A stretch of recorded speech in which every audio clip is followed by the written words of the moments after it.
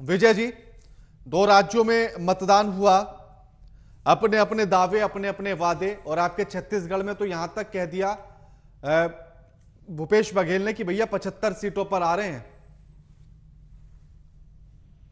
नहीं, तो भूपेश बघेल जी ने सही कहा है। हम्म। और मैं आपके साथ, आपके चैनल पर दावे के साथ एक बात और कह रहा हूँ हम्म। कि मध्य प्रदेश में जो मुकाबला है वो मुकाबला नहीं है, वो एक तरफा चुनाव है कांग्रेस के पक्ष में। हम्म। मोदी जी को नकारा जा चुका है।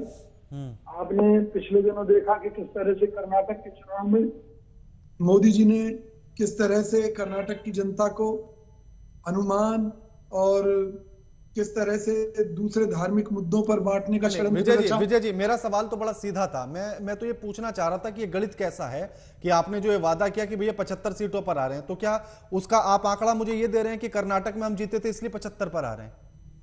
मैं तो आपसे वो चुनावी गणित समझना चाहता हूं नहीं ना। नहीं, मैंने उसका कारण कहा ना हाँ।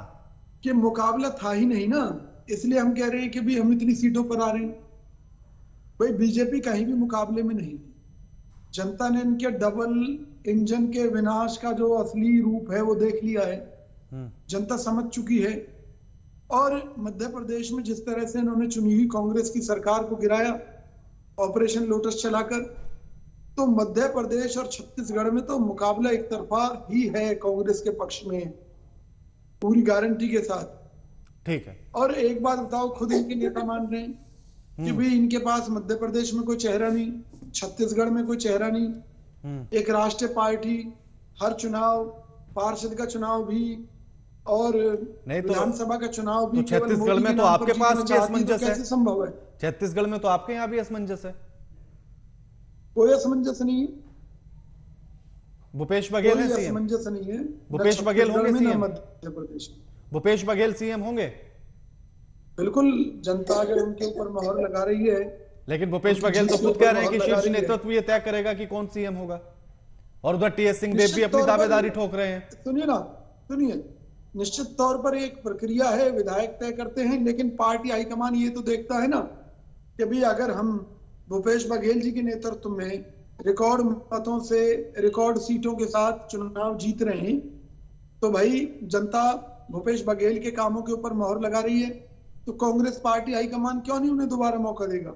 जरूर देगा। जो टीएस सिंहदेव जो कूद रहे हैं इस रेस में, तो फिर वो एवं ही नहीं, देखिए, टीएस सिंहदेव जी पार्टी प्रक्रिया के ऊपर भरोसा रखते हैं, उनका स्वागत है, तो मना थोड़ी ना है। मैंने कहा कि विधायकों की सलाह मशवरा, ठीक है, और भूपेश बघेल जी का जो रिपोर्ट कार्ड जो जनता देगी उसके आधार पर मुख्यमंत्री तय होगा। ठीक है, ठीक है। अभी तक हमें विश्वास है कि भूपेश बघेल ही होंगे। ठीक है, बाकी चुनाव के रिजल्ट के बाद तय होगा कि कौन होगा मुख्यमंत्री। ठीक है। हाँ विजय जी, आप हाथ उठा रहे थे, वो तो कह रहे हैं कि नेक टू नेक फाइट वाली स्थिति है, एक तरफा कुछ है ही नहीं। राणा जी, आप कुछ चीजों पर गौर फरमाइएगा। हाँ। शिवराज सिंह चौहान, जिनको ये बार बार चेहरा डिक्लेयर करते थे मुख्यमंत्री पद का, इस बार क्यों नहीं डिक्लेयर कर पाए?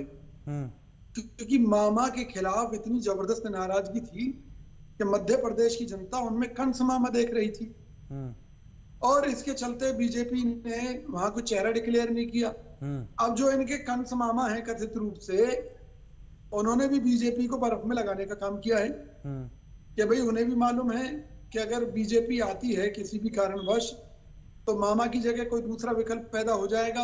वो मामा भी नहीं चाहते थे, बीजेपी मामा को नहीं चाहती थी, तो आपसी गुटबाजी में इनका बंटाधार हो गया। नहीं तो विजय जी, ऐसी स्थिति तो आपके यहाँ भी देखी जाती है, राजस्थान में भी पिछली बार ऐसी स्थिति थी आपके यहाँ। अच्छा, मेरी बात पूरी हो लेने दे पहले आप। हाँ। दूसरी बात ये, भारतीय जनता पार्टी की सरकार यानी कि मोदी जी अपनी सरकार के जिन केंद्रीय मंत्रियों को, सांसदों को नकारा और निकम्मा मानते थे, योग्य नहीं मानते थे, उनका पत्ता काटने के लिए लोकसभा में से उन्हें विधानसभा में उतार दिया कि भाई जाओ विधानसभा लड़ो। तो निश्चित तौर पर प्रदेश की जनता ने इस बात को समझा कि जिस तरह दिया बुझने से पहले उसकी लौ तेज हो जाती है, उसी तरीके से बीजेपी का भी अंत निकट है। बौखला रहे ये लोग, इनकी बौखलाहट ये साबित करती है कि बीजेपी चुनाव में कहीं नहीं थी, और इसका लाभ कांग्रेस को मिला है। क्योंकि भाजपा लगातार 3 बार, एक बार कांग्रेस की सरकार गिराकर, 2 बार लगातार इन्होंने प्रदेश को जो लूटने का काम किया, झूठ बहकाने का काम किया। अगर इन्होंने कोई काम किए होते तो आज मोदी जी को गली गली भटकने की जरूरत ना होती मध्य प्रदेश में। अगर मोदी जी भटक रहे हैं फिर भी वोट नहीं मिल रही है, तो आप ये समझ लीजिए कि मुकाबला कोई था ही नहीं। कांग्रेस के पक्ष में लहर थी और कांग्रेस भारी बहुमत से जीत कर आ रही है। तो विजय जी, मैं भी तो यही पूछ रहा हूं ना, फिर इसी तरह की स्थिति तो राजस्थान में भी है। पिछले चुनाव में भी आप डिक्लेयर नहीं कर रहे थे। कुछ लोग थे जो सचिन पायलट को मुख्यमंत्री मानकर वोट दे रहे थे, और उनका वाला जो गुर्जर समाज है वो तो बड़ा नाराज भी रहा आपसे। राणा जी, आपने बिल्कुल बात सही कही, लेकिन मैं आपको स्पष्ट कर दूं, हमने कांग्रेस पार्टी की तरफ से पूरे देश के सामने, मीडिया के सामने अपने मुद्दे रखे थे। हमने ये कहा था कि भी जिसके साथ ज्यादा विधायक है मुख्यमंत्री वो बनेगा। तो सचिन पायलट उस कड़ी में कभी खरे नहीं उतर पाए। और अब भी हमने कहा है भाई, जिसकी जितनी भागीदारी है उतनी सत्ता में हिस्सेदारी। आज भी अगर सचिन पायलट अगर गहलोत जी से ज्यादा विधायक जिताकर लाते हैं तो निश्चित तौर पर हम उन्हें बना देंगे मुख्यमंत्री। कांग्रेस पार्टी विधायकों की राय पर चलती है, लेकिन मुद्दा वही है, अगर इस बार भी जो हमारे 100 विधायक जीत कर आ रहे हैं, ठीक है, निश्चित तौर पर वो तय करेंगे कि किसको मुख्यमंत्री बनना है। राणा जी देखिए, सीधी सी बात समझ लीजिए, राजनीतिक एक परिवर्तन जो है हर मुद्दे पर होता है, कोई एक मुद्दे पर नहीं होता है। सत्ता पक्ष के खिलाफ कई बार ज्यादा मतदान ज्यादा सही साबित होता है। यानी कि सत्ता के खिलाफ लोगों की नाराजगी है, तो जो लोग वोट नहीं देना चाहते वो भी वोट देने के लिए निकले जी। और उन्होंने शिवराज सरकार के कुशासन के खिलाफ कांग्रेस को वोट दिया। तो ये हम नहीं कह सकते कि ज्यादा मतदान से सत्ता पक्ष को फायदा होता है। हमेशा विपक्ष को फायदा होता है ज्यादा मतदान से। और कम मतदान में क्या होता है कि भी सत्ता पक्ष अपनी ताकत के जोर पर अपने पक्ष के मतदाताओं को निकालने में सफल रहा और विपक्षी लोग नहीं निकाल पाए, तो उसमें कम मतदान में विपक्ष को नुकसान होता है। मेरे पास तो यही आंकड़े हैं। नहीं, क्योंकि मैं जो आकलन कर रहा था, मैं उसके आधार पर ही देख रहा था कि 1998 से लेकर अब तक ऐसा ही हुआ। सिर्फ 2003 का आंकड़ा अलग था, उसमें 7% था बढ़ा हुआ, लेकिन उसके बाद भी उल्टा हुआ था। तो उसको हटाकर अगर सबको देखा गया तो यही कुछ निकला था। इसलिए मैं ये पूछना चाह रहा था कि क्या इस बार कुछ ऐसी संभावनाएं आपको नजर? मैं इस बार का आपको बता सकता हूँ, हाँ, और वो तो खैर रिजल्ट आपको बता ही देगा कि इस बार मध्य प्रदेश में लोग तय करके बैठे थे कि मामा तो मामा, अगर उनके सामने मोदी जी भी आ गए तो भी वो बिल्कुल रहम नहीं करेंगे, क्योंकि लगातार पिछले 12-15 सालों में भाजपा की सरकार ने जनता के ऊपर कोई रहम नहीं किया। विकास कार्यों में दलाली की बात हो, चाहे वो कानून व्यवस्था की बात हो, चाहे वो धार्मिक स्थलों के व्यवसायीकरण और उसमें पैसा खाने की बात हो, हर मोर्चे पर लोग इतने त्रस्त थे, महंगाई को लेकर, बेरोजगारी को लेकर। और एंटी इनकम्बेंसी भी एक फैक्टर होता है। ऐसी बात नहीं है कि कांग्रेस को कभी ना झेलना पड़ा हो, हमें भी झेलने पड़ी हैं वो चीजें। और फिर एक चुनी हुई सरकार को गिरा देना, भाई ये सिर्फ पैसे के चक्कर में ही तो पागल थे। लेकिन विजय जी, एक और सवाल मुझे इससे ध्यान आ गया, मुझे इससे एक और सवाल ये ध्यान आ गया कि छत्तीसगढ़ में जो मतदान प्रतिशत है वो पिछले की कंपेयर में बहुत ज्यादा नीचे जा रहा है, तो उसका क्या कारण है? क्या आप अपने वाले वोटर्स को निकालने में नाकाम रहे, या बीजेपी अपने वाले वोटर्स को नहीं निकाल पा रही है? मैंने एक आपसे बड़ी सीधी बात कही कि कम मतदान सत्ता पक्ष के फायदे में जाता है अमूमन, जो रिकॉर्ड देखा गया है, और ज्यादा मतदान जो है सत्ता पक्ष के खिलाफ जाता है। अब ये आपको तय करना है कि कहां पर ज्यादा रहा है और कहां पर कम रहा है। और वो कोई भी चीज लागू होती है तो वो सबके ऊपर लागू होती है। अगर छत्तीसगढ़ में बहुत अधिक मतदान हुआ है, ये आप एक राजनीतिक तौर पर तो फायदा नुकसान देख सकते हैं, लेकिन लोकतंत्र के लिए तो ये नुकसानदेह है अगर मतदान कम हो रहा है। लोकतंत्र के लिए नुकसानदायक है, मैंने माना, लेकिन लोकतंत्र के लिए तो बहुत सारी चीजें नुकसानदायक हैं। भाई जो लोग नाकाबिल लोग हैं, जो शराब के लालच में वोट देते हैं, पैसे के लालच में वोट देते हैं, वो लोग तो लोकतंत्र के लिए असली खतरा हैं। क्या जितने लोग वोट देते हैं क्या वाकई उतने लोग योग्य तो हैं उन्हें शराब और पैसा कौन वोट देता देने है? के? उन्हें शराब और पैसा कौन देता है? भाई सीधी सी बात है कि कोई भी देता हो, नहीं, मुद्दा तो वो मैं नहीं ये है। पूछना चाह रहा हूँ ना, कौन देता है? घर में बैठे हुए भानु जी, या फिर स्टूडियो में बैठा हुआ के राणा? नहीं देखिए, ना तो आप देते, ना मैं देता, और ना नहीं मुझे तो नहीं मुझे नहीं, मालूम है कि आप ये शायद तो बहन किसी जी को भी नहीं देती होंगी, वरना नहीं नहीं मैं स्टूडियो में ना बैठी होती। ठीक है, लेकिन सत्ता में धन बल का नहीं, तो प्रयोग। मेरा कहने का मतलब यह था कि राजनीतिक पार्टियों की तरफ से ही दिया जाता है, नेताओं की तरफ से ही दिया जाता है, तो उसे रोकेगा कौन?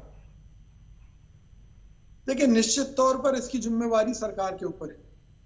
केंद्र में भाजपा की सरकार है, अगर ये लोग सिंसियर हैं तो कुछ नए कानून लेकर आए, तो फिर मैं देश में ये समझ सुधार की लूं बात करें। तो फिर मैं ये समझ लूं कि लेकिन ये तो छत्तीसगढ़ में केवल आपने राजनीतिक शराब बात और करते पैसा हैं। नहीं बांटा होगा, शायद इसीलिए लोग कम वोट करने गए हैं। नहीं, अब हो सकता है कि कांग्रेस ने ना बांटा हो और बीजेपी ने बांटा हो, इसलिए वो लोग वोट करने गए और नहीं गए। ये कोई मुद्दा नहीं है। मुद्दा ये है कि भाई बीजेपी हर मोर्चे पर फेल रही। बीजेपी, अब मान लीजिए मोदी जी चुनाव में तो इतना समय लगा रहे हैं, मणिपुर में गए नहीं, जबकि मणिपुर आज भी चल रहा है। अभी वहां बाकायदा एक रैली करके तय किया गया कि भाई ये जिले, इनमें हमारी अपनी सरकार होगी, अपना शासन होगा। तो देखा जाए तो देश से तोड़ा जा रहा है मणिपुर को, और मोदी जी फिर भी नहीं जा रहे वहां पर। कर्नाटक में जाने का समय था इनके ऊपर। देखिए राणा भाई, बड़ी सीधी सी बात है कि कई बार हालात ऐसे हो जाते हैं कि ना चाहते हुए भी कुछ कदम उठाने पड़ते हैं। भाई मैं पहले बीजेपी से शुरुआत करता हूँ। 2014 में मोदी जी ने कहा था अच्छे दिन आएंगे, लेकिन देश के बुरे दिन आ गए। इन्होंने कहा 2 करोड़ रोजगार हर साल देंगे, 2 करोड़ रोजगार छीनने का काम किया हर साल। इन्होंने कहा विदेशों से काला धन वापस लेकर आएंगे, विदेशों में काला धन बढ़ गया। इन्होंने जो जो कहा उल्टा हो गया।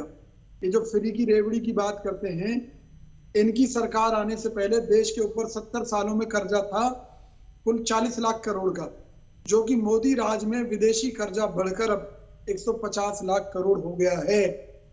फिर मोदी जी दावा करते हैं कि देश के 81 करोड़ लोगों को भाजपा की सरकार 5 किलो गेहूं दे रही है। तो भाई 125 करोड़ की जनता में से 81 करोड़ तो आपने इतने गरीब बना दिए कि वो केवल 5 किलो गेहूं पर जिंदा है।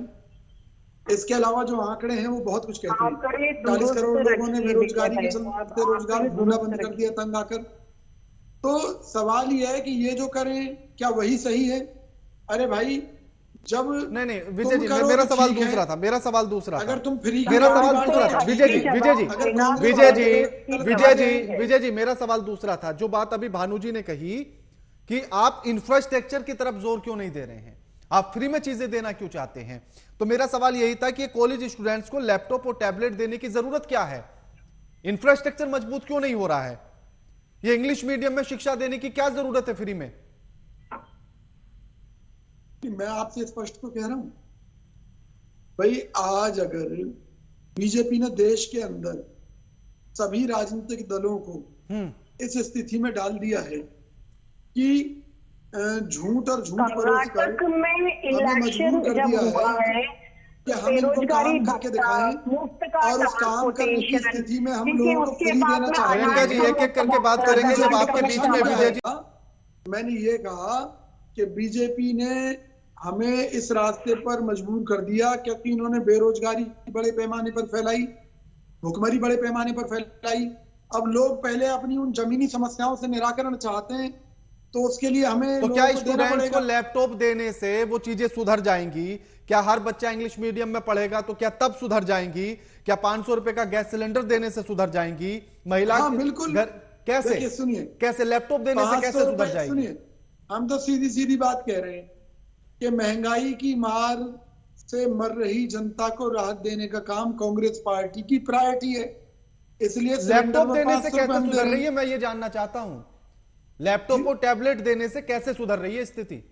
लैपटॉप और टैबलेट देने से ये है कि आज का जो दौर है वो ग्लोबलाइजेशन का दौर है। उसमें बच्चे ऑनलाइन बहुत तरह के बिजनेस उन्हें करने को मिल सकते हैं, उन्हें रोजगार मिले, उनके लिए ज्यादा से ज्यादा मौके हों, ज्यादा से ज्यादा बेहतर पढ़ सकें। इसलिए हम लैपटॉप और टैबलेट देने की बात कर रहे हैं। ताकि बच्चों को नए रास्ते मिल सके, उनके लिए नए रास्ते खुल सके। बिजली मुफ्त आप भी दे रहे हैं जी, बिजली मुफ्त की बात तो आप भी कर रहे हैं ना। तो वो महंगाई केंद्र सरकार की नीतियों से देश और भर में किसानों महंगाई की बढ़ी कर्ज है, माफी, किसानों लोग की कर्ज आत्महत्या माफी, कर रहे हैं, तो किसानों उससे की राहत कर्ज देने के माफी, लिए हम सारी चीजों में राहत दे रहे हैं। किसानों की कहीं कर्ज हम माफी, बिजली में राहत दे रहे हैं। विजय जी किसानों की कहीं कर्ज हम- माफी, जी, किसानों की कर्ज माफी, किसानों की कर्ज माफी भी बिल्कुल राहत दी है उन्हें हमने। नहीं और- आप और भी देंगे फिर से आप ये आने आपने वाले ये दिनों वादा में। किया ना कि हम आएंगे तो किसानों का कर्ज माफ करेंगे। हाँ बिल्कुल। तो अगर छत्तीसगढ़ ये में चीज आपकी बताइए सरकार ना, थी, आपने पिछली आज- बार माफ आज कर दिया, किसान की तो फिर फसल उन्हें की कर्ज लागत लेने तो की डबल स्थिति हो में गई क्यों आया गया?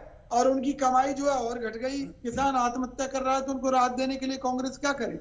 मैं वही तो पूछ रहा हूं ना कि आप पिछली बार भी आए, आपने उनका कर्ज माफ किया, उनको राहत दे दी, फिर 5 साल में उन्हें कर्ज लेने की नौबत क्यों आ गई आपकी सरकार होते हुए कि आप फिर से उन्हें माफी दे रहे हैं?